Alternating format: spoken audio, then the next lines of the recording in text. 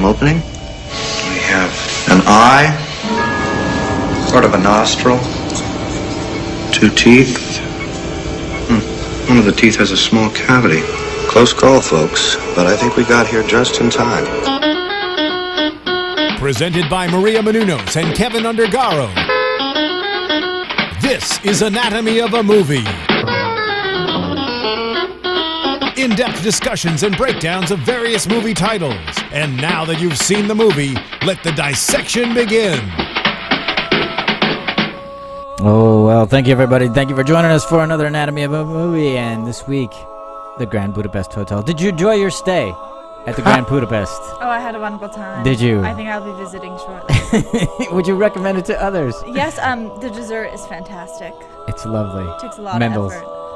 And what about you, Demetri? Yeah, I loved it. I thought it was probably comedically Wes Anderson's funniest movie. I thought it was great. I love the slapstick, the cartoonishness of it all. The mystery, the murder mystery of it all. The villains, the good guys. I really had a great time, and I found myself laughing a lot and out loud at just random things that would happen. And yeah, for me that was great. Well, that's terrific. That was Demetri Panos, by the way. I forgot to introduce everybody. Sara Stretton is here, and I'm helming this, John Comerford, and in the booth for us is Phil Svitek, as always. Thank you, Phil. I thought for anybody who's a big Wes Anderson fan, I think they'll really enjoy this movie. I think he delivers on everything that he's done before and adds a bunch of different things, new things. And for anybody who hasn't been a Wes Anderson, I don't know that they'll be converted by this, but I think it's visually very interesting. And you were going to say something. Yeah, I don't think they're going to be converted to this. I was going to go in your quote, and yeah, it's interesting. I'm not entirely sure that they would, although I believe the critic. I believe it was on Entertainment Weekly, and I believe it's Owen Gleiberman who reviewed this movie, who starts off saying, I am not a Wes Anderson fan. I never got, his characters weren't for me. I never could sympathize with his characters. However, he said, this movie, he gave it like an A minus. He said it converted him now. However, going to a non-critic, there was a family of 3 sitting next to us in the movie theater. Right. Husband, wife, son, who looked to be college-y age. So he was late teens, maybe early 20s. The movie was over. The father got up and was like, I don't get it. Like that literally, that was, he goes, he just said it just like that. He got up, he looked at it and he goes, I don't get it. Well, for me, full disclosure here, I think I've seen every Wes Anderson movie, and I always look at it, and every time I see the trailers for the commercials, whatever it is, I go, God, that looks great. I love that. He always has a good cast. There's always, interesting story, and it looks wonderful, and I'm always disappointed at the end. That's so sad. It is, because for me, the narrative always kind of falls. It doesn't hold up to the level of the visuals or the cast or the characters, and I have to say the same thing was true here. I was going to ask you that. I enjoyed the movie. I liked them. I thought visually it was very interesting. Yeah. But I was at some point I'm going, can we have a little character development? Can we move the story along? Can we deepen here? Can we broaden here? And it just kind of stayed a similar note for me, and I was like, well, it was a missed opportunity for me. But, sure. I can see why people like it. It's fun, it's goofy, it's quirky, it's whimsical, it's all the things that you would expect. So for that, he delivers completely.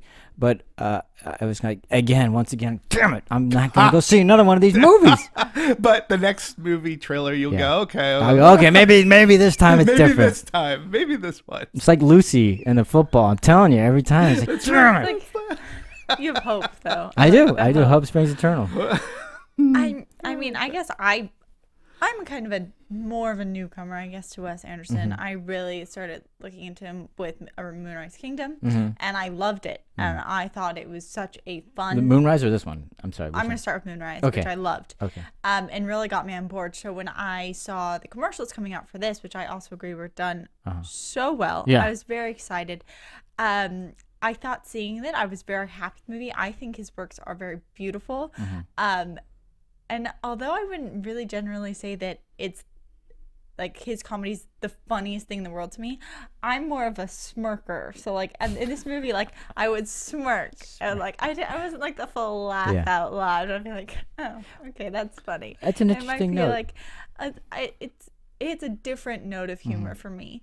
But I like that, and I think that with him, it's so visually capturing, and on top of that, I think that what really draws me in is his pacing and his ability to do that.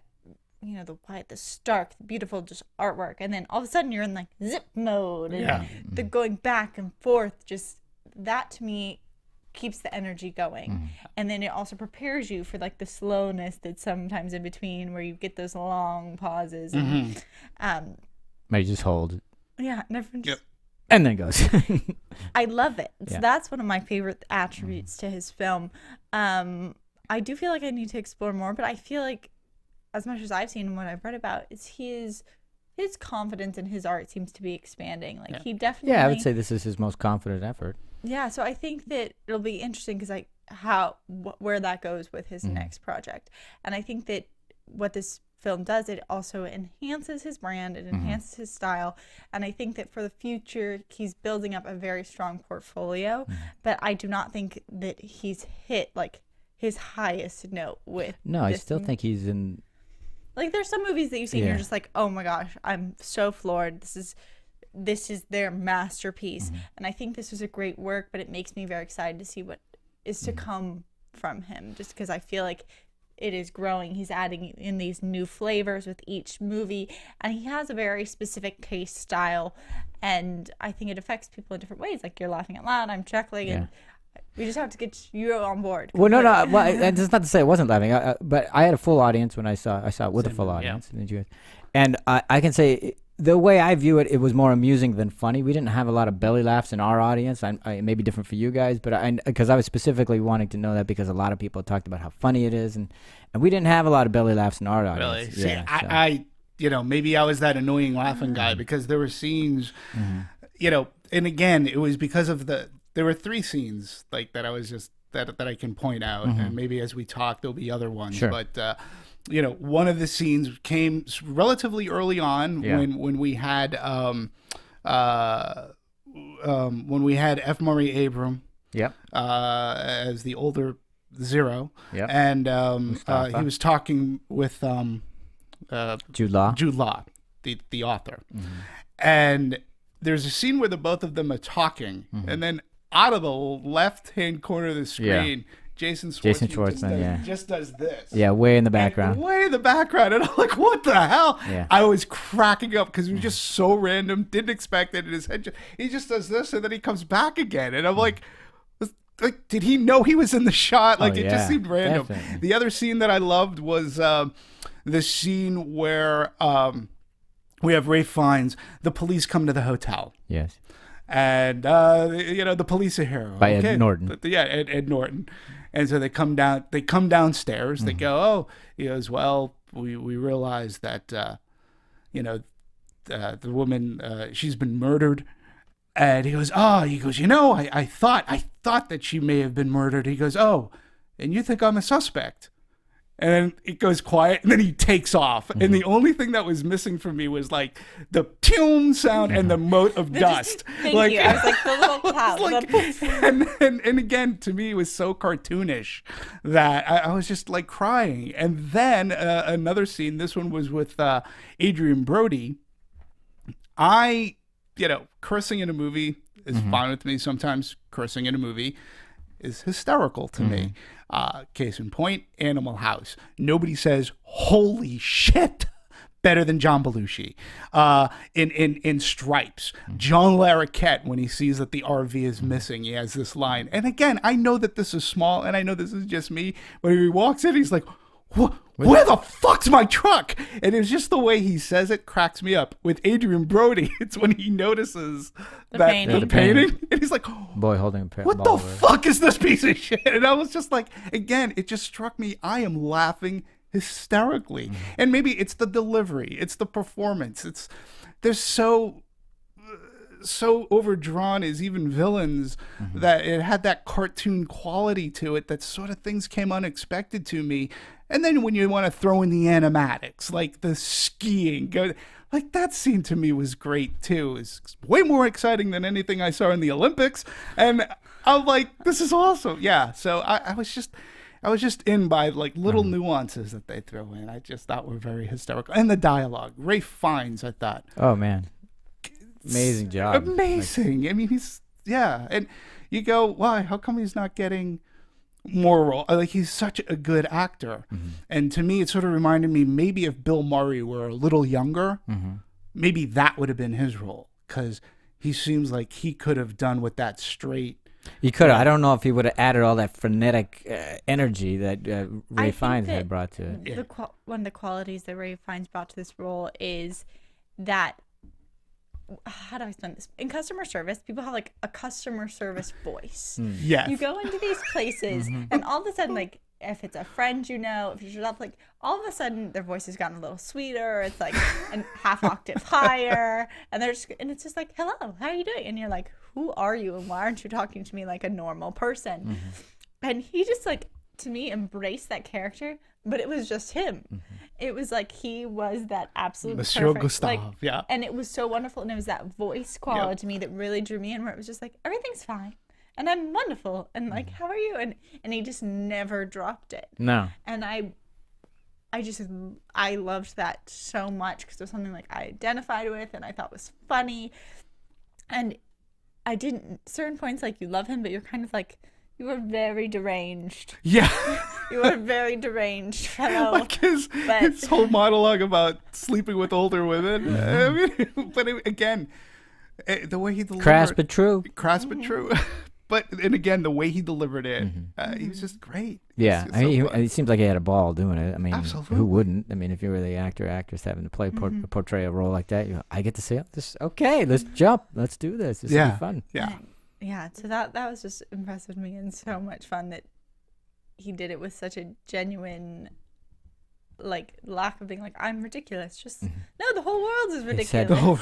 Such elan, if I may, because that's the word I was keeping as I was seeing him, because that's what he was. He was. So I think he did a fantastic job, and maybe I think that is part of the charm of Wes Anderson's film, is his characters, in some part just because he gets such a great cast of actors to participate, but they all approach these over-the-top personas with a dedication and a consistency and an ability to, even in the silences, put out an aura, like an aura. I would also offer that, however over the top they may be, the actor finds the truth of the character and stands in it, so that craziness can happen and you still have believability because they believe it. Yeah.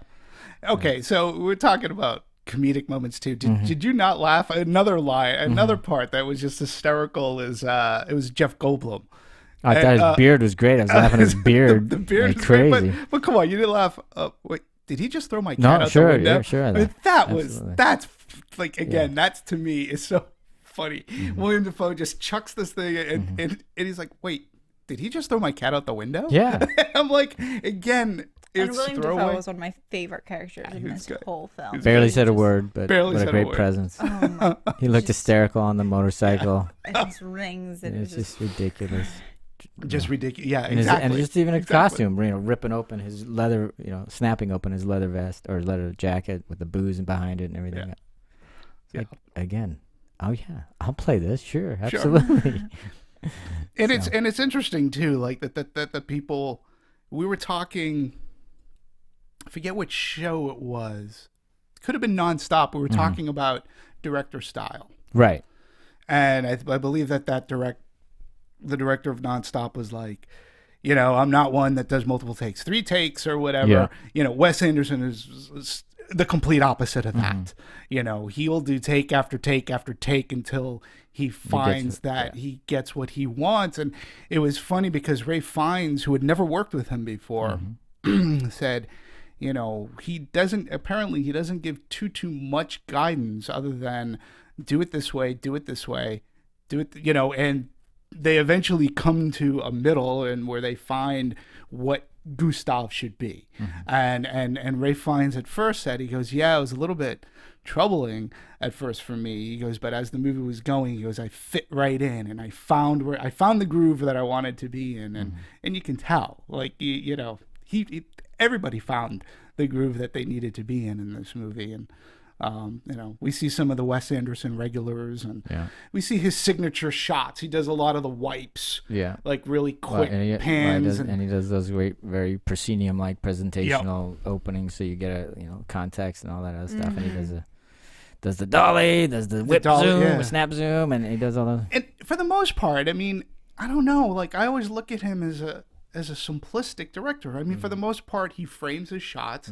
He has what he wants. And even if he's moving his camera around, all you're really doing is moving your camera around. Like, you're not doing anything highly technical, but he's able to make it look really good for me. And I mean, I don't know anybody could argue that the shots weren't well composed. My God, some of them were amazing. Yeah. I mean, just looking at the dining room with, obviously he loves his symmetry.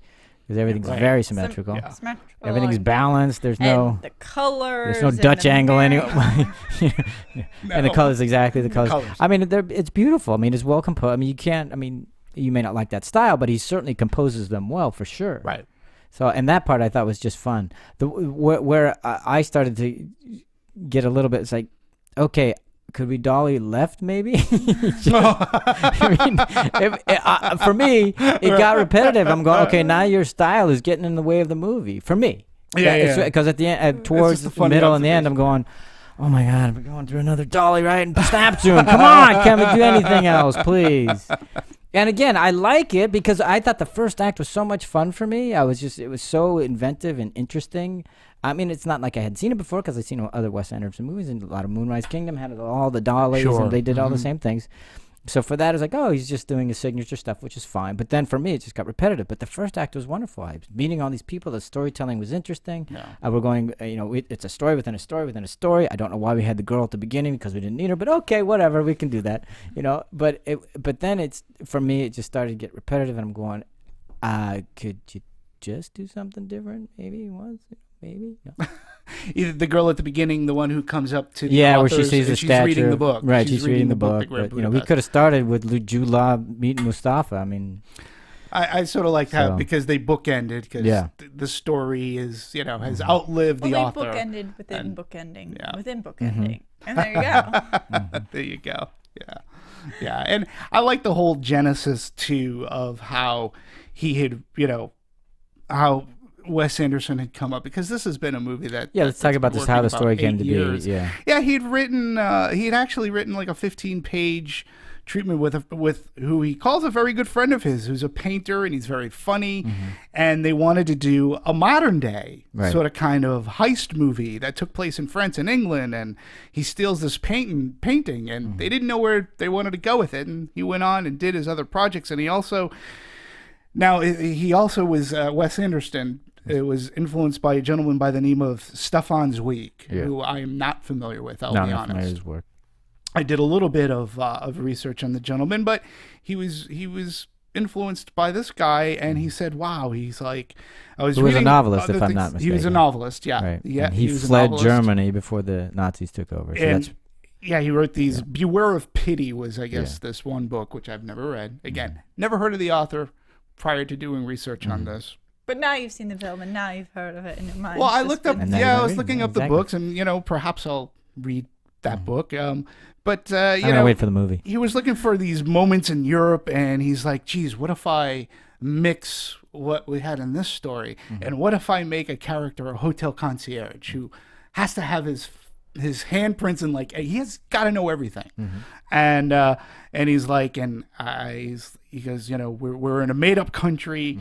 I made up nationalities, cultures, and even money. So then that's Cripples, whatever the heck they are.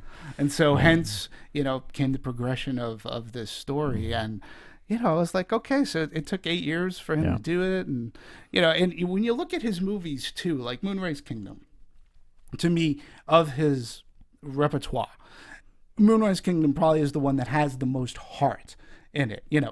Royal Tenenbaums has some heart, but there's some nastiness to it. Rushmore, it's a coming of age story. This movie to me was, where it had the heart, but it was more murder mystery, zany comedy. It was a throwback to some older Billy Wilder kind of movies, and he put so much into it, and he does different things.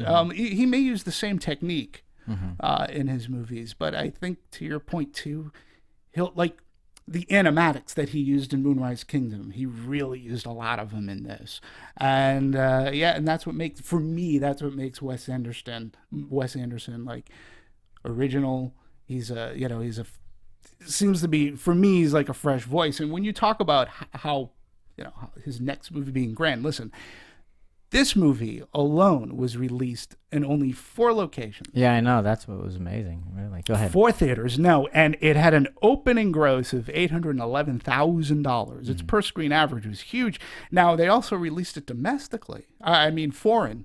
And it's already grossed $10 million. And that's not without the backing of a hefty U.S. gross yet. Right. So he's already on his way to making his probably most acclaimed movie. Oh, yeah, I think without question. Yeah. And the budget to this movie was, what I found, was around $20 million. And worldwide, he's already made over 10.5. Yeah. So I think he'll do fine. I think he'll do okay. He has fans. And he has a good legion of fans. And I understand how he can be polarizing. I understand your point.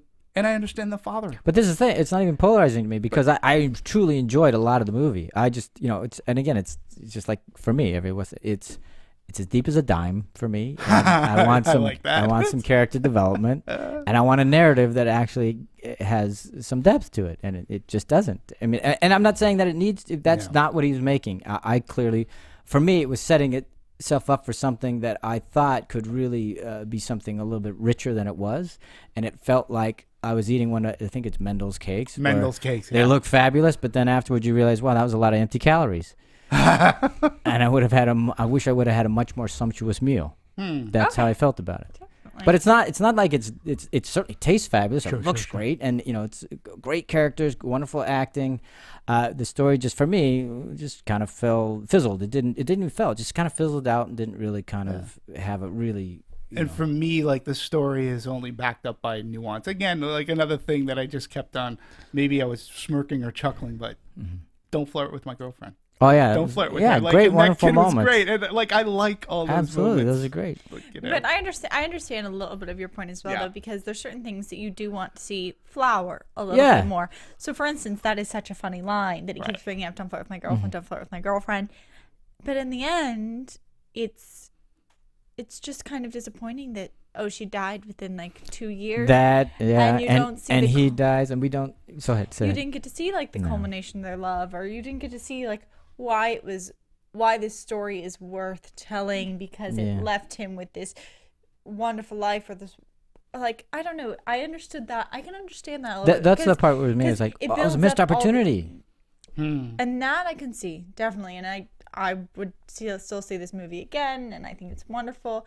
But it gives you these funny jokes, and you kind of want to see the heart of them. Like the different, like, because that is one thing I did want. I wanted that love of him and this young girl to be, because he's like, I keep the hotel for Agatha.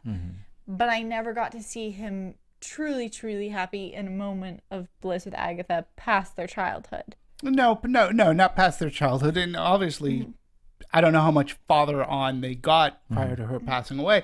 Again, to me, the love story was set up. To me, them meeting and how he courted her, how they got together, the moments in bed that they've had together, were fine. To me, a lot of this was the relationship with Zero and M. Gustave and getting that off, and all these other things that the stories within the stories upon stories coming in, and what it was like to be at that time period within this Grand Budapest Hotel, and being the lobby boy, and how many things, and him being the head concierge, and how all these things affected. And I don't know, like the little boy who played Zero, I thought was really good, and he's a newcomer to the scene as well. And the newcomers were great in the movie. I mean, not to say that they're regular Wes Anderson ensemble is good and everything, but they really held the movie. Of course, they're the leads, and they did a fabulous job.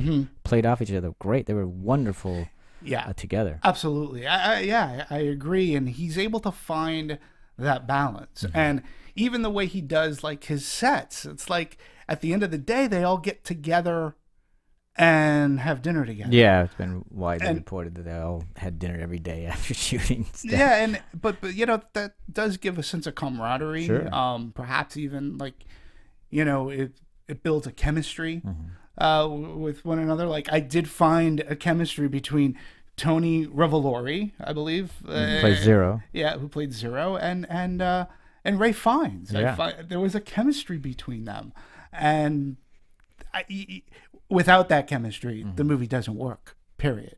Like they would have had to find another person to play Zero or M. Gustave. You know, in either way. And like you said, the nuances of Jeff Goldblum, the nuances of Adrian Brody, like they were cartoonish villains. You know, I loved all that stuff. The exaggeratedness, all of that. I completely agree. I think that pushing the characters to these pushing them like to the extremes, right, makes his films.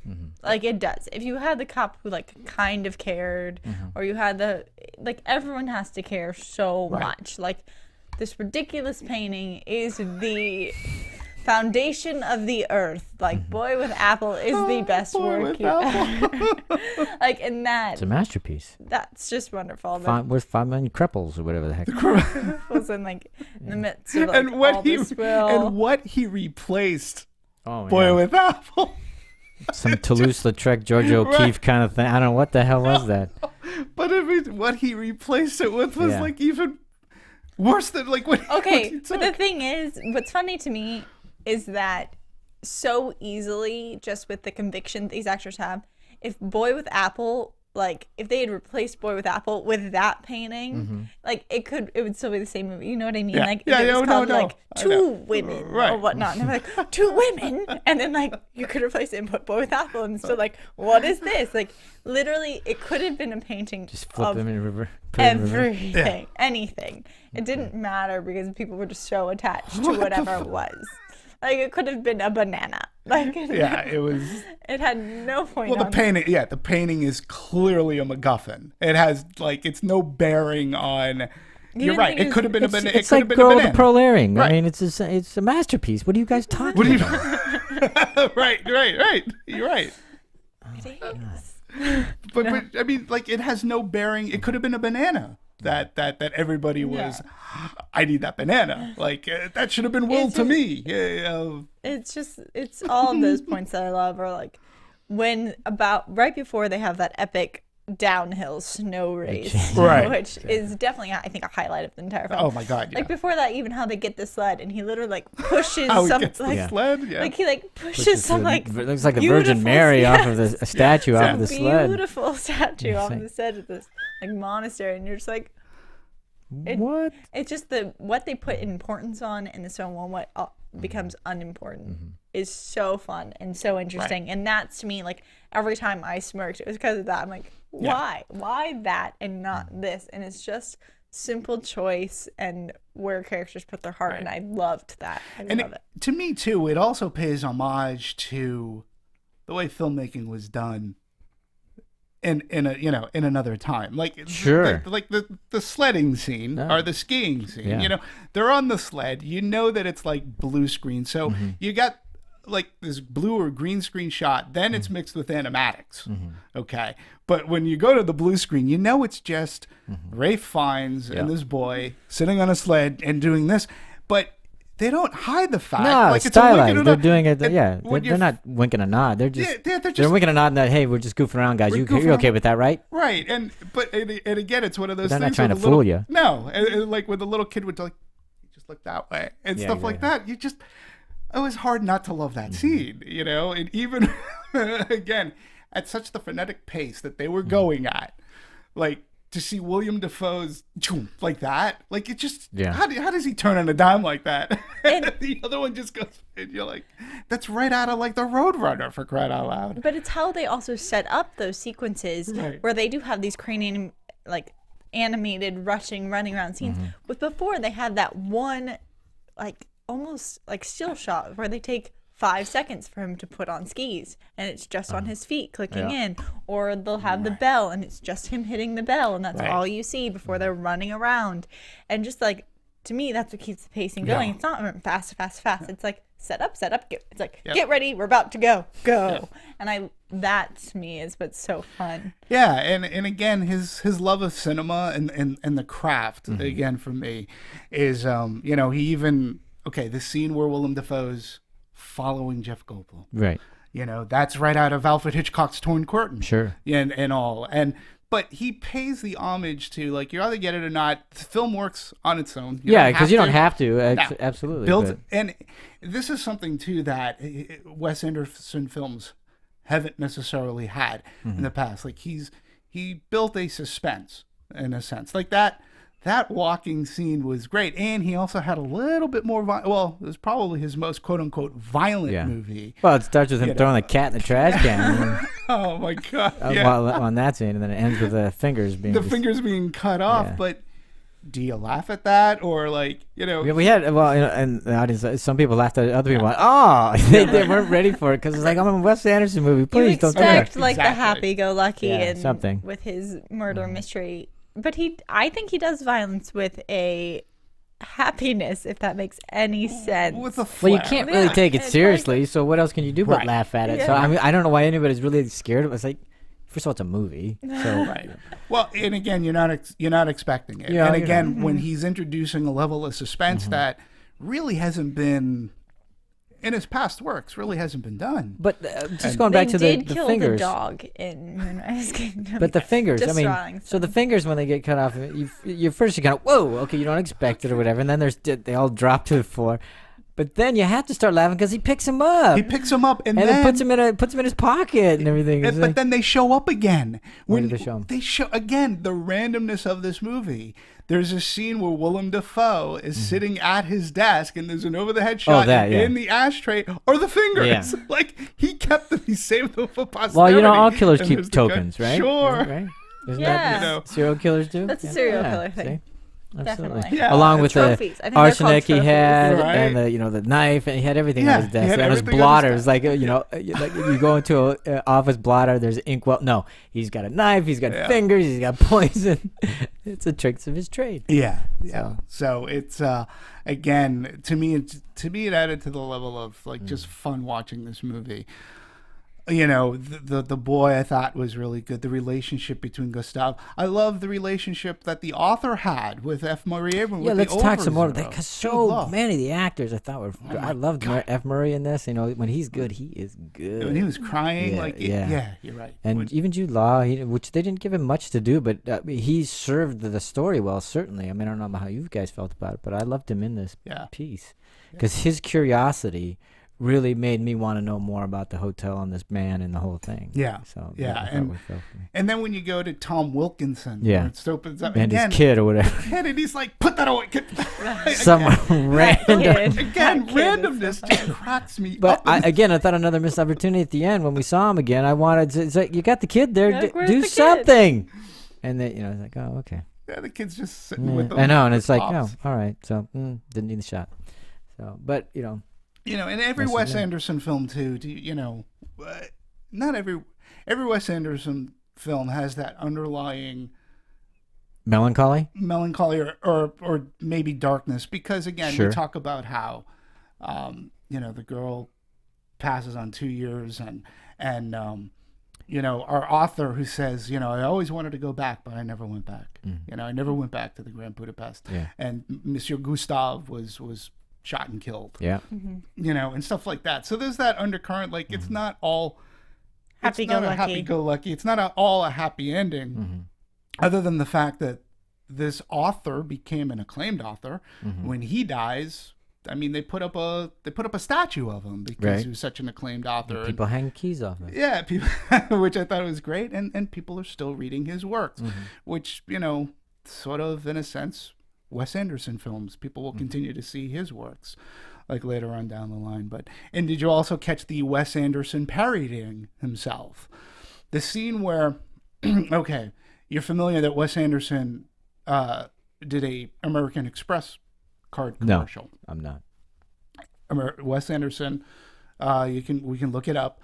did an American Express commercial, and the scene in which Monsieur Gustave is in the beginning, and he's walking through the hotel with Zero, and he's talking to Zero, and then he'd go up and he goes, "Oh yes, put that over there." Yeah, and he's telling everybody what to do.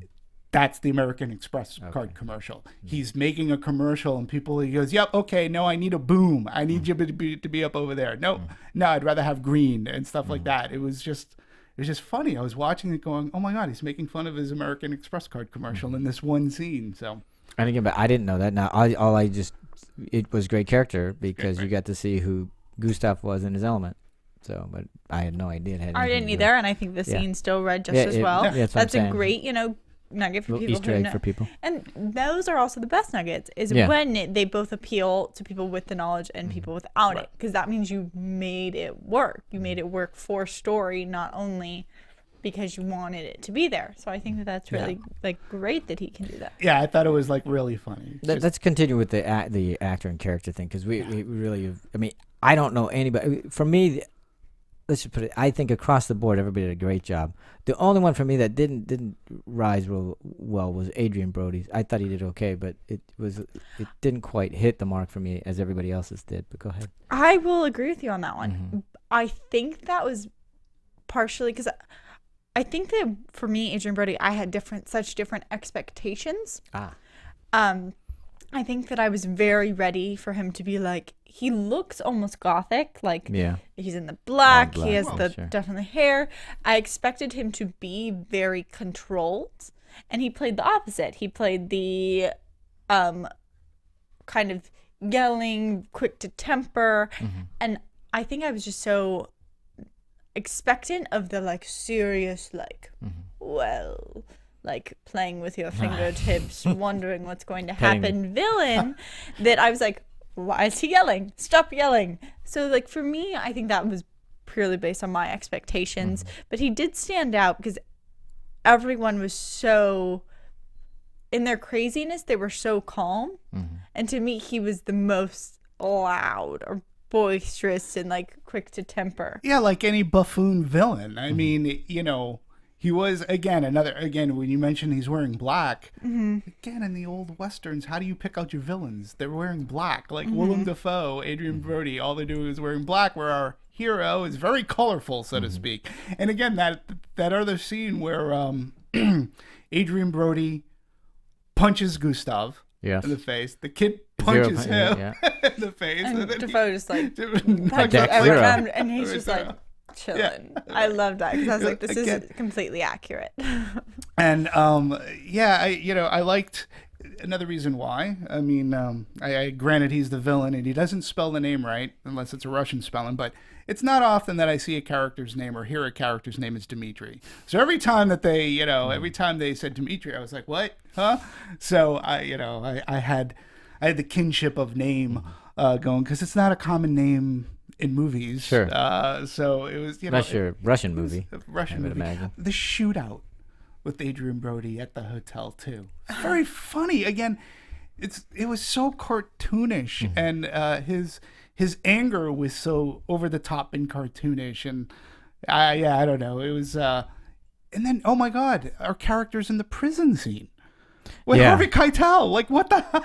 I know. It's what? How did it? What? When did Harvey get into Harvey this? Keitel. Yeah. And then I wanted to bring up also Tilda Swinton, who I was so shocked to see her that way. I didn't realize it was her until about 23, and I was like, oh, Ice Queen, got it. But I just thought that Michael Clayton. Okay, go ahead. But I mean, I think that she's normally so strong and such that regal woman, and in this it was the regal but pathetic woman. I thought that was, who was great in the sack, I might add. No, not so pathetic. But you know what I mean? She's just always the please, this old begging rich woman, and I thought that she just did such. I mean, it was very much a physical transformation and. Kudos to the makeup department as well. And the contacts and the whatever. What's the story? They originally were going to get Angela Lansbury to play that role, and we're unable to. She was, scheduling conflict or something. Yeah, I forget what she's doing on. It's You would Yeah, know. she's on Broadway right now, but I Is it forgot Broadway? what, yeah, I Okay. forgot what, or that was a conflict anyway. I can't remember what the show was. But I just think that that Driving Miss character, Daisy, sorry. Oh, there yes. we go. But I think that character was just so different for her, Yeah. and like very artfully done and very interesting. And so I liked her addition and how they like really just put all the works onto her physical They sure experience. did. Yeah, no. Spent some money there on makeup. But I also like the shot they used for the paper and she's dead. They liked it too because they cut to it quite a few times. A couple of times. One eye open, one eye closed. The same. Very fun.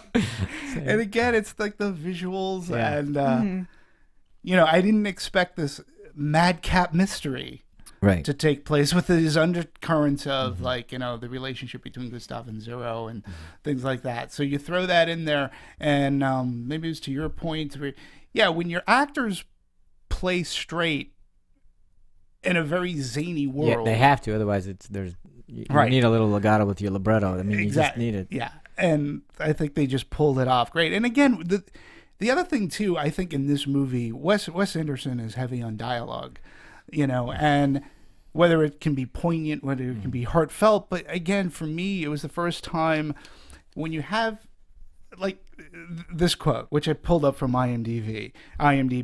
What happened, my dear Zero, is I beat the living shit out of a sniveling little runt called Pinky Bardinsky. The name Pinky Bardinsky to me that's funny. It cracks me up because Got all the K's in it. Right. Pinky Bardinsky. Who thinks of a name like that? I just crack up because you should take a long look at his ugly mug this morning. He's actually become a dear friend. I mean, that to me is like the way it's delivered. That's funny dialogue, and it's written to be funny. The name Pinky Bandinsky is funny, and it's a way that it sort of almost harkens back to I want to say like the Marx Brothers. It's almost harkens back to like I would say that it harkens. It's using an homage words to them. to make fun and to make people laugh. I think so. And we talked about when we were talking about Shakespeare. The use of language. You pay attention to it. The use of language can be very funny. When you make up names like that, it's that's another reason. Yeah, just one more layer that I love Grand Budapest Hotel too. And then another layer that I'll mention is the music. I think that when we started this podcast, like it already puts you in such a happy mood. For me, the ones that stick with you are like these. You want to say that they're like. Thank you, Phil. Thank you. It's like this playful but classical mix that adds this humor, and then you'll add in the over-the-top like yodeling and almost like polka-ish songs. Russian, very Russianish. But also multicultural. Very much like throughout the film, you can't. To me, I couldn't really pinpoint because like. Well, we were all over Europe, so I think he was pulling from all different sources. Now, did you stay for the end credits? Did you stay for all the credits at the end? I must admit I did not. Did you see the little Russian cartoon? No, I'd heard about it, but I didn't. Yeah, I chose not to. That's pretty funny. And the music was done by a gentleman that we've talked about a lot on the show, Alexander Desplat, who did Monuments Men. Yeah. Just recently, The King's Speech. He did Argo. He's done a Harry Potter movie. I mean, the guy's worked a lot. He's done a couple of the movies that we've talked about, like I said, including Monuments Men and now Grand Budapest Hotel. And again, I wasn't. You guys are much better at talking about music than I am, but what I do remember is that he seemed to have a really good grasp of the era because whatever music he was playing seemed to fit with the era. It's more of like obviously that would be an easy twist. thing to do, but it was seamless. But go ahead. Oh no, I was just gonna try and say it has, an era of like antiquity and it does not feel modern at all to me, and I think that that's very interesting and enhances this film. But it's fun. It's still fun while being classical instead of like your normal like your grand concertos and this big drama of these pianos and the orchestras, and this still feels classical to me, but it's fun and it's light. And the part I'm making is when we were in '68, even though he was playing music that was obviously more of that era, but it still had, and pardon the pun, resonance with when we were in 1933 or whatever it was. It felt like even though we were a different era and it spoke to the era, we still had tones and notes that were echoing of a previous time. And because it's set in those different time eras too, with the music, it makes it timeless. Like the music won't be outdated. So if you see this movie 20 years from now, people aren't going to say oh wow, the music. Well, it can't be anyway because it's not modern. So Right. I mean, it's gonna the music will stick to the era, so it'll always be timely in that fashion because it was timely when it was put together. So that part works. Yeah, and I agree with you. Like the music, it was fun. It had that, and it did capture the regions that we're watching. This whole adventure take place over. So yeah, it was fun. Yeah, the only thing that missing. It wasn't really missing, but every once in a while during the chase scenes, I wanted to hear Benny Hill's. I was like, is there anything else you want to throw at this thing? You know what I mean?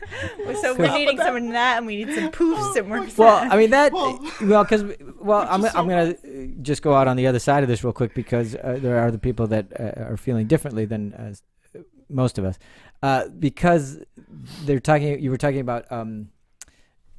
I don't remember what you said about it, but basically that there was so much thrown out, like the gun sequence and stuff like that. And it was for a while. After a while, I was thinking, are we going to throw every reference to movies we can in here? I mean, because and it's one thing to pay homage to something, but if you don't hit the level, then it's glaringly obviously you missed. So if you got dialogue that is very sharp and you're trying to hit Groucho Marx territory, you don't get there, it's like, oh, nice try. So every once in a while that happened to me as I'm watching because there was so much for me that was in reference to other things, but didn't hit the mark that I was like, ow, nice try. Which is not to say that it wasn't fun. It's just that it depends like what you're attempting. If you're attempting to, how do I phrase this? Because you can pay homage to something, yes, and you can try and stand equal to them.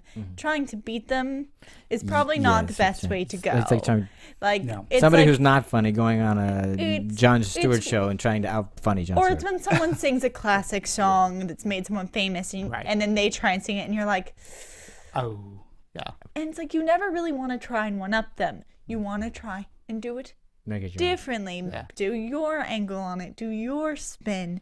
And it's hard, I think, when you're trying to illustrate all these different points to do everything from a different angle. So I think that it's a fun task, and I think it comes from him being a film lover, as Demetri said, that he wants to show that he's been inspired and he's been influenced in a way to give thanks.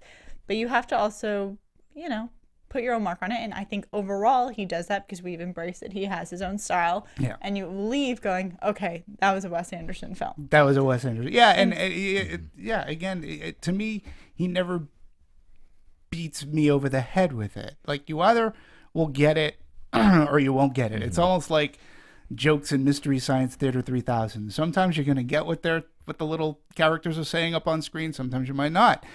With Wes Anderson, like you folks didn't know that he was just making fun of himself in an American Express card commercial. Well, it didn't matter to you because it certainly served the story. Exactly. So that part was really and so the other part that bothered me with respect to that is what we went through all these. It was part of the chase, and it was the gunfight scene. I go, oh, okay, now we're gonna have a gunfight because it was like we had so much. And for me, I think this movie would have been served well by a little addition by subtraction.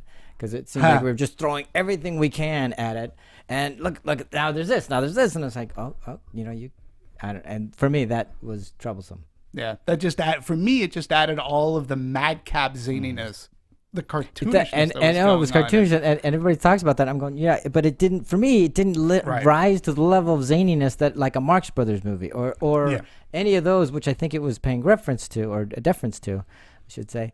And because of that, I think it suffered under the weight of trying to. Well, no, I mean, again, it's like I see, I see what you're saying, and it makes sense. I get it. And again, it's just like, that father, I don't get it. and it's just very interesting because I think that's the way he's always been as a director and a writer, and he seems to have gotten more confident in his craft. I absolutely agree with that. Every time I see his movie, I think, wow, I think he's feeling more and more what he wants to do and how he wants to do it. I think. Go ahead. I think one of the things that I also leave his movies with is just the fascination that I think that like stills of his films are so interesting to me. They're so fascinating. And that literally you can just take a picture of every chunk of his film, and I could just see it in an art gallery. It could be each film could be its own exhibit, just because everything is so beautiful and so well done and so different from scene to scene, but overall they have this like umbrella arc that covers them all, and I think that is spectacular. And you go through and you can look on the internet, it's just like, oh, and then during this line, and you can sense it from one photo of each thing, from its grand spaces, like you have the whole hotel, to its small narrow spaces, like you take a photograph of them in the elevator, and everything is just done so nicely. Oh, the first time we were in the elevator and they're wearing their purple and their red background, it's like you're looking at them and go, wow, that's, I mean, he has an art. It's wonderful. Clearly. Yeah. I mean, that's why I said, composition wise, this, I mean, it's just fun to look at. And I'm gonna say something too, and I don't mean it to slim the work, but again, it comes off, and I'm sure there's a lot of work that's put into it, but it comes off like he uses simplistic technique. For example, I mean, it's low tech. Yeah, it's low tech. And for example, like another I'm sure they won't think that because they put a lot of time and effort and work in it, but we don't mean it that in a derogatory way. No, not at all. But all right, the scene where Bill Murray picks up Zero and Gustave. And so the car. Okay, so there's a bridge, there's a trestle. They're going over the train station. Oh yeah, the way they did that was great. So it was really funny. Like that's not a train. They weren't in a train station. Mm-hmm. It's an actual overpass. Yeah. They used two cars. So one car comes into frame, goes off frame. They had a car up at the bridge. Cue the car. Similar car. Zoom. Yep. To represent the same car. Comes in, drop off. Now there was a train in the shot. Mm-hmm. And that train was cardboard. Cardboard cutout. Cardboard cutout. They had Steve coming. It was great. As I'm watching it, I'm going, this is brilliant. It doesn't bother me at all because I they're just being representational. They're not trying to fool you. But because it's so interesting and inventive, I'm just going, that's great. Because that probably cost $10 to put together. Exactly. And all he's really doing, again, I'm not making light of his work, but no, he just has a camera done set for down, a reason. They choreograph it out, it's and great. that's it. That's their shot. That's it. And I'm like, when I found out there was a cardboard train, I was like, that's cool. Yeah, as I was watching, I'm going, that's like I was back, and I don't mean this in a bad way. I feel like I'm in high school when we had to figure out how to do this and put a flat together. But the thing is, they can also they take these representational techniques and they can also do it in such a detailed manner. Oh yeah, like you look at, I mean, behind us, if you're watching and not listening just to the downloads, we have a picture of the Grand Budapest Hotel,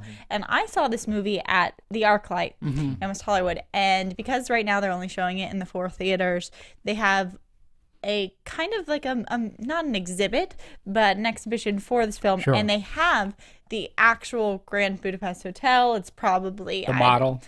It's probably, I don't know, 6 feet wide by like 3 feet high-ish. Yeah. It's pretty big. It's like letting everyone take pictures around it, but you look at it and it's just like it just looks like a beautiful cake. It looks like you just want to eat it. Like that's the finesse and the filigree of all the details, and it's and it's beautiful. Great icing. And what I love about it too, it was a department store. Oh, is that right? Yeah, it's not. I didn't know that. No, that whole front. Yeah, that's a facade. Like I believe that part, but I didn't know that. The inside's a department store. The outside's a department. The outside is okay. The outside was a department store in which they did the overlay on, and to have people walking in. The inside, which is the hotel, like they had this. It was a open.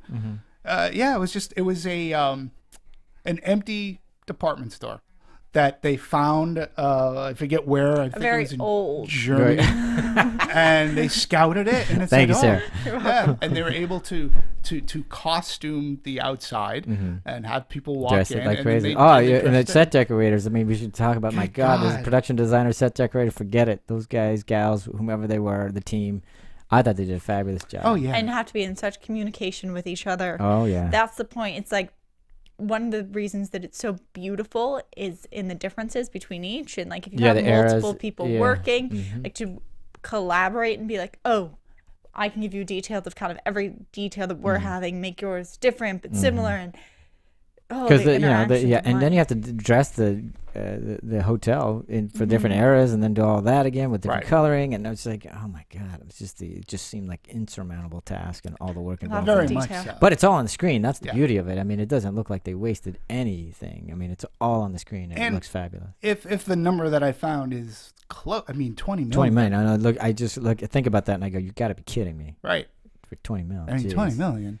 So, Cardboard train. Well, that's why you have to do those things. But again, even I'm just so impressed, even if because I am impressed by how little that cost and how effective it was. I mean, effect. That's very cost effective. Right. And the impact per dollar is amazing on something like that. Because it doesn't ruin your film, and enhances it. Because even though it looks representational, it's charming, it's quirky, different. it's lifting the film rather than going, oh wow, they didn't have the money. Right. It's not that at all. Yeah. And just for that, it's just congratulations for the whole team. Yeah, and it's funny because I was looking at I found this article that had the look of the Grand Budapest Hotel, and they were sitting down with the production designer. And, speaking of the Grand Budapest Hotel, he goes on and says, it doesn't exist. We knew we had to make it. There's no way now there's the new way of doing that, making a digital painting of it and 3D CGI model. Then there's the old way of doing it. And this is another thing that I appreciate. Going back to making models, again, I'm a science fiction person. When I look at the original Star Wars before the special edition, or when I look at Star Trek or any space movie, they were using models. Models can capture light, unlike they can't replicate that in CG for some reason. Model can capture the light, and they can shoot around, and I just love that they did that, and they used animatics to make this movie. They were almost like their storyboards in getting this done. So they did do this in a very old-fashioned way, yet they incorporate some of today's technology. They're not shunning that using. No. He even says, because we're not doing this to shun technology, because we had to use it. And also because of the era you're shooting it, I think that again lifts the piece and enhances it. And because you're using quote old school stuff. And honestly, as I think that how far technology's come is fantastic, and I'm sure that they create programs on how light transfers, but there's something also to the heart of it. Like even if a texture. Yeah, but and also just the knowledge of trying to look back at what was really art and how things are done and tie them into your films. And it's even like when they make these full animated movies, when you find out that they hand drew just one little aspect in certain scenes, there's a heart to that. There's a love that makes me think about how much these people love film and how much they love movies and how much they want to design and sometimes use traditional methods and blend them with technology. So to me, it's not visually, it's beautiful. Right. Visually, it adds a detail. But to me, it's also an emotional thing where I'm like, that's so great that they did that. And that there's also something tangible and that I could go and see this, and that they're willing to share that. And it's not just captured, they're putting it out for the public and giving people that one extra step instead of it locked behind a studio all the time. It's like how Warner Brothers Universal, they have their open sets where you can go revisit the places they actually use.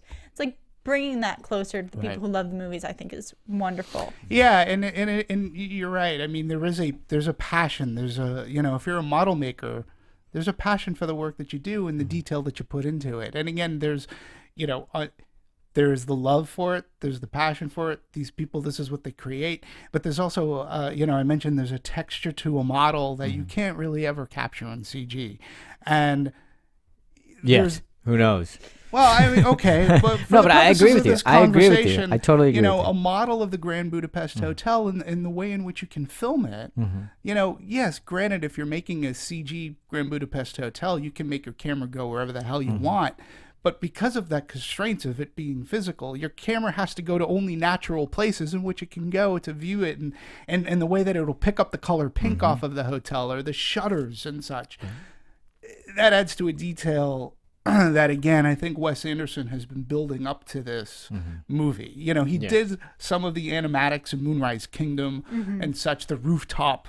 And there was a rooftop scene in this. And again, the rooftop is in a soundstage and somebody just pokes their head up and he's using miniatures behind and he runs along and jumps onto the little plank and everything. Yeah, and I was thinking a little bit Mary Poppins when they're singing on top of the rooftops. And I'm that kind of, for me, it is sort of a breath of fresh air.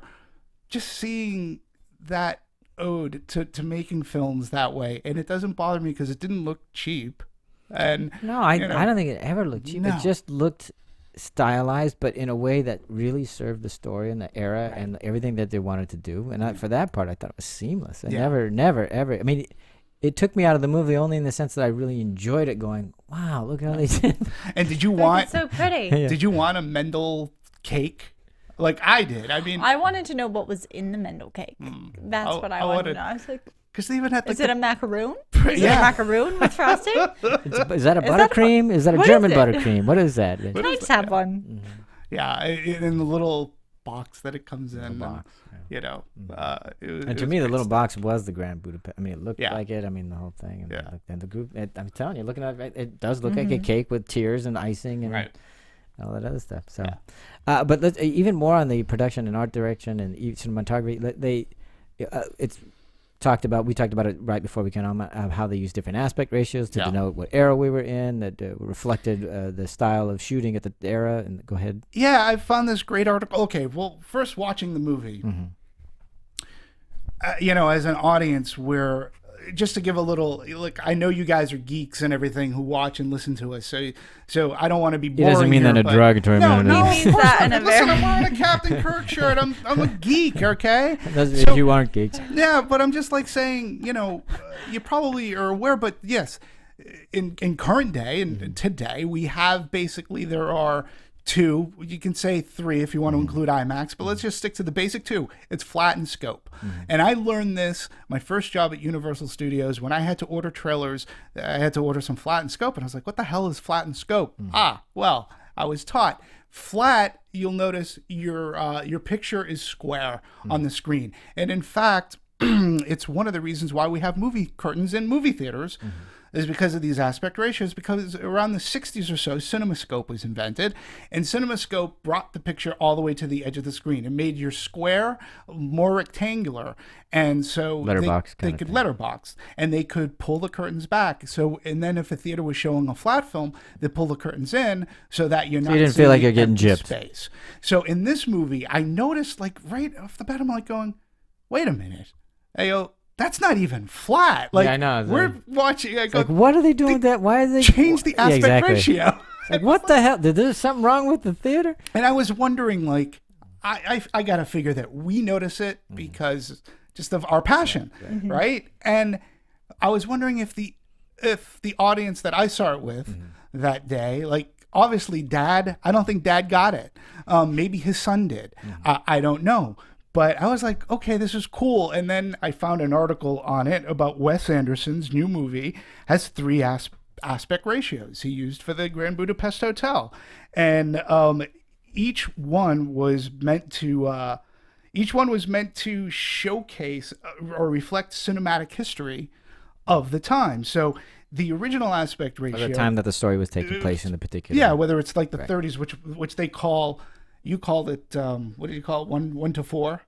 I think I said 4-3. Or 4-3, yeah. Well, it was known as the Academy view back at the time, and that was the view that took place. Like it would start, that's what was commonly used in the 30s. So that was a very square scene, and then for scenes that were in the 60s. In the 60s, that's when CinemaScope came to fruition, and he broadened it out. He broadened it out. Now, you can't have curtains going back and forth. But then for present day, I mean, flat is a common way. So the bookends of the movie ended up in your normal aspect ratio or flat.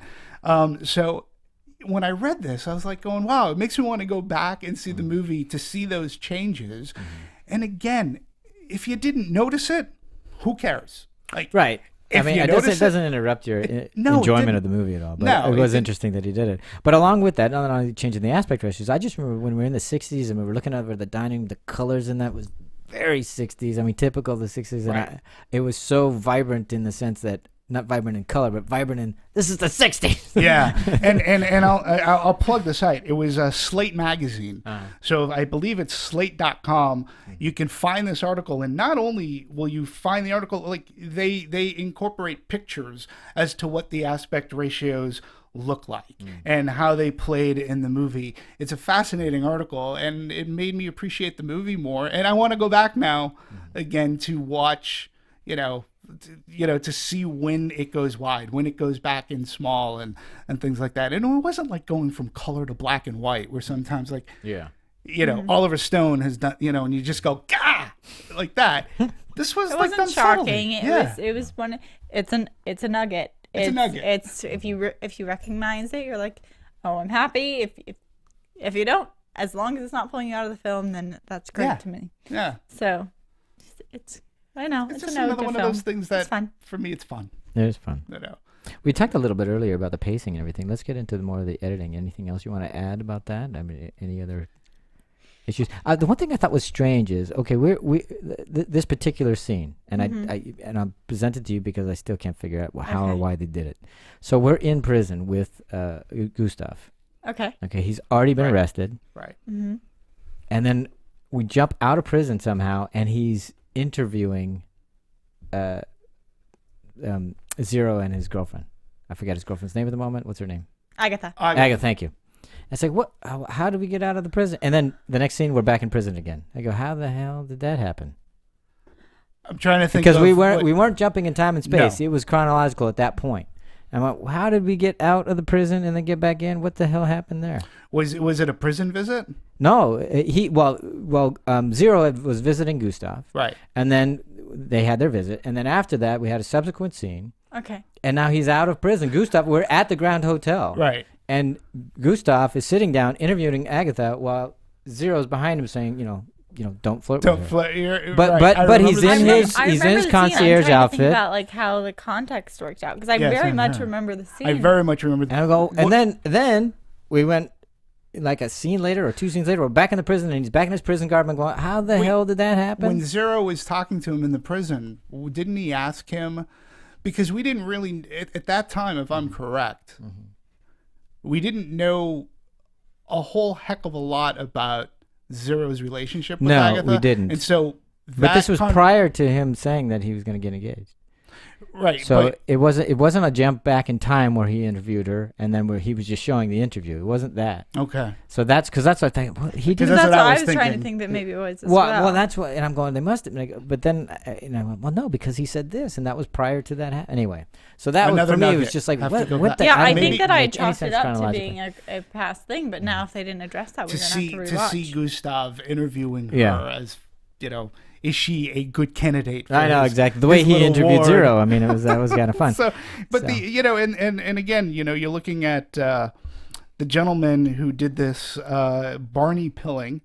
He's done things like An Educator, Never Let Me Go, One Day, The Grand Budapest Hotel, Quartet. He's done. So he's done MI5. So he's done some BBC programming and things like that. I thought for the editing. Wow, what a difficult task. I mean, because with so much scenery and keeping things in a continuity. Now, I'm sure if I watch this film, if you watch it over and over, there may be some continuity errors. Like there aren't in any movie. Right, exactly. But I felt that the kineticism of the movie really worked and matching, going from exterior to interior and how he put it together in the pacing, I thought was... Pacing was phenomenal for me. Again, go back to the ski scene. Pacing was phenomenal for the only time for me, and it was after the halfway point. We were getting close to between half and 3/4 point. And that's when I started to go, okay.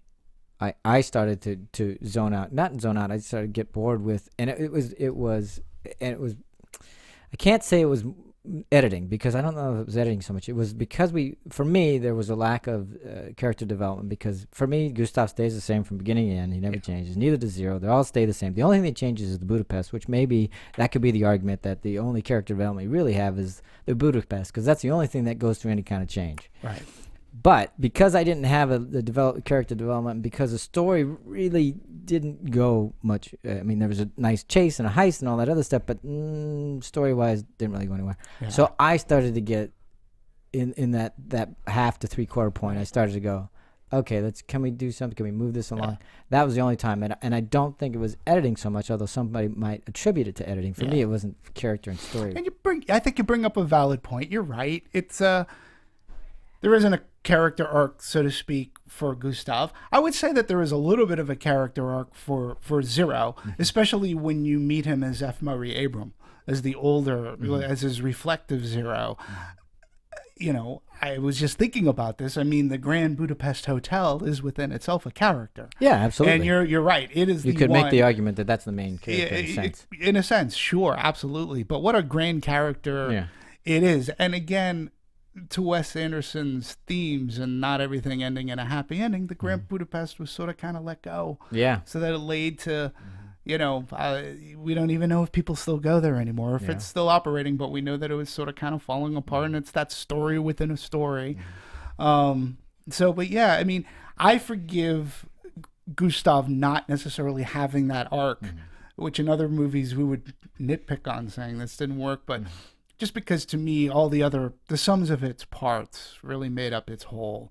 And, you know, I go along with that. So, but I can definitely see a person taking that argument on like you just did. And, you know, you made it very, you know, it's educated and it makes sense too. So, and the other part of this, which I think for the Grand Budapest Hotel and Moonrise Kingdom, is both of them are coming from this perspective of adolescents or children. And I think that attributes to why the characters are so, like, so cartoonish or over the top. It's because it's a retelling of a story. And I think that Gustave doesn't go through a huge arc, but he's also his essence is being relived in this child's memory of him and this depiction of the storytelling. And I didn't need him to be, because it was him reliving his childhood mentor. And I think it's very common in storytelling to dramatize and be like, and this concierge was the best concierge, and that is what he was, like define people in like this one sentence and try and capture them. And I think that that's the characterization of it. So to me, it wasn't Gustave's story. It was the story of the Budapest, and it was the story of Finding 1-0. So those were where the main arcs needed to be. I think it would be fun. You know, you can always play with subtlety. You can always play with like I don't disagree. But Gustave was the lead in a sense, because it's, you know, but really it should have been Zero's arc. But even for me, even that arc was kind of like, because you know, you made a good comment earlier about it being why am I watching this? You know, and I was at the end, I was kind of what was it about him that caused Moustafa or Zero? Why is this the story that Zero needs to tell? Because Zero, let's face it, his name is no accident. Zero. He starts out as a zero. Right. And you would hope at the end of the movie he would be, and at the end of the movie he's Moustafa. Right. You know, like that's Moustafa. how he becomes. But I didn't really get to see Zero become that. I didn't get to, I mean, I understand because of this experience at Budapest, that's what's supposed to happen. But I just didn't really get to see a lot of character development that could become that. And in you Zero. know, again, when we're talking about layers too, I think something that's very interesting too is that, okay, I'll just speak for myself. I don't want to say that we all have, but you know, sometimes we can look back at a point in time and maybe nostalgicize it. I don't even know if that's a word. It is today. It is in here. So, I love the way you make up words. I'm always for them. So the way we look back at things that they may have not have been as grand, like maybe my fondness for a movie. How can they not be? The name is Grand Budapest. No, but what I'm saying is, so it's this person's retelling of a story, you know, in his past. So we don't know. We're going by his word, and then it's getting reinterpreted by an author, absolutely, who's going to add his poetic license to these stories. And that's another thing that's troublesome, because if an author is going to do that, then make it more interesting. Oh, see, I found it very interesting. Oh, oh, good God. Well, I think we can agree it was fun. Yes, we can agree it was fun. Absolutely, I can see. It was interesting. It was a bestseller, obviously. Yeah, it was. I wanted it to be more, and I'm just saying it would have raised the movie for me if there was more of that in it. And I didn't dislike the movie. I liked the movie. I'm just saying, for me, it would have really enhanced it if they had taken time to as much time as they did with the visuals to elevate the story. Yeah. Well, I mean, it's definitely fascinating and beautiful, and he takes these crazy circumstances. We've done so many different scenarios now, and he's definitely explored the hotel world. So, I mean, I'm curious to see what's How next. about this? I feel like he's going to go.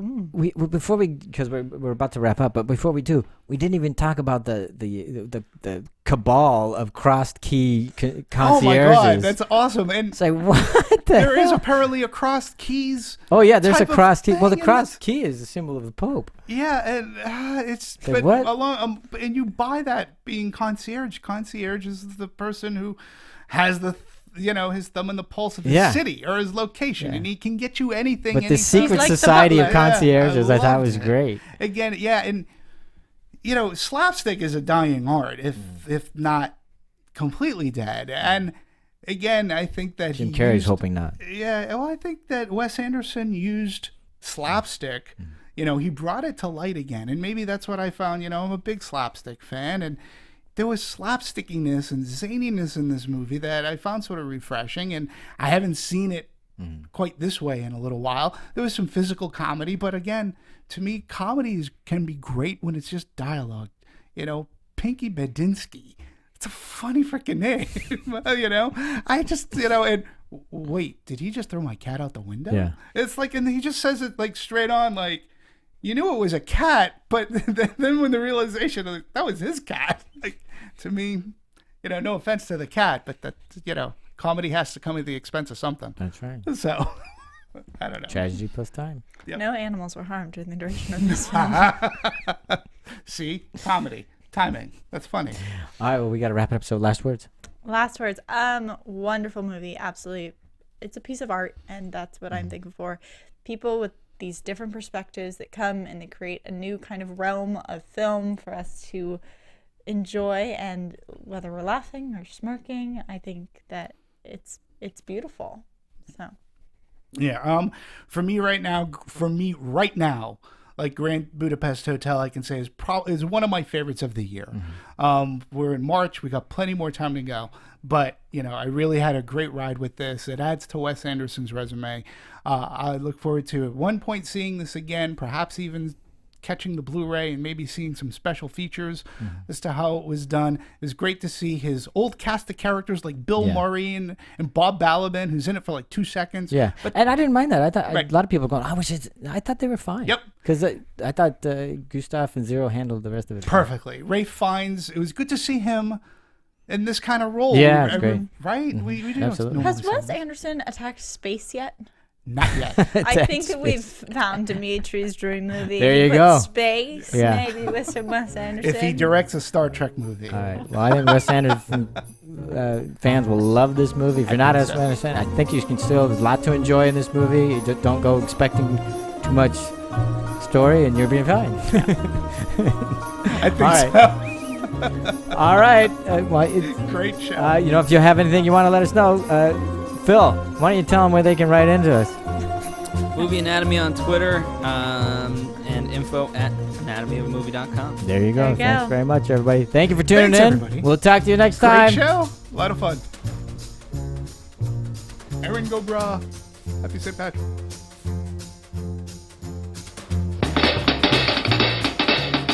From producers Maria Menounos, Kevin Undergaro, Phil Svitek, and the rest of the Anatomy of a Movie staff, we would like to thank you for listening and subscribing to the show. If you have any questions or comments, feel free to email or tweet us. I'm Sir Richard Wentworth, and this has been Anatomy of a Movie. Thanks for watching Anatomy of a Movie on YouTube. For more on your favorite movies, subscribe to our channel here, and be sure to let us know what you think in our comment section below here. Bye.